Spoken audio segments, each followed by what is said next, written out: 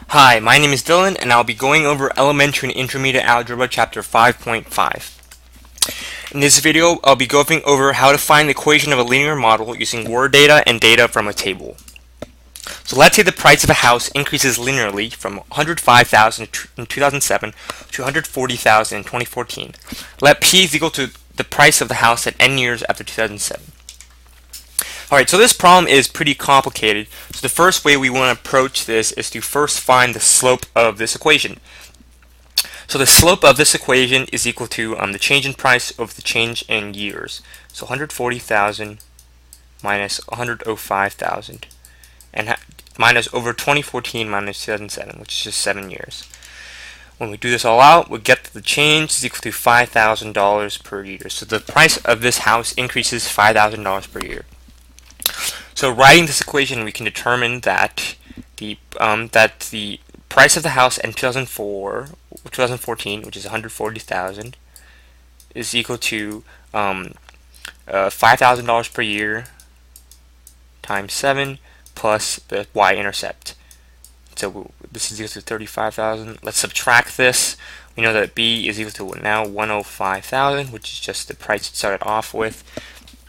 So the equation of the linear model is the price of the house is equal to 5,000 times the number of years after 2007 plus 105,000. And this is the equation of the linear model. What do the slope and the y-intercept mean in this equation?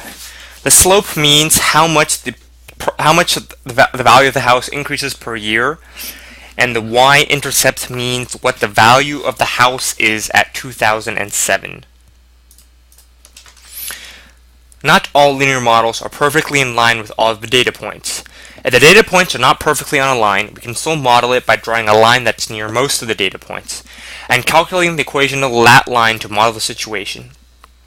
We can check our work by generating a linear regression equation for the graph, basically a calculated line of best fit for the graph. So, finding the equation of a linear model from a table, we can plot the points onto a graph and then use it to calculate a linear model for the equation. This table shows the dollar value of food that children of ages 2 to 10 consume per day. And if we graph this onto a graph, we'll see that the data is fairly linear, but it's not exactly perfect. However, we can draw a line through the data that's near most of the data points. Let's draw a line. And our line will look something like that. And we can calculate the slope of the line. And it looks like the slope of the line is about 1.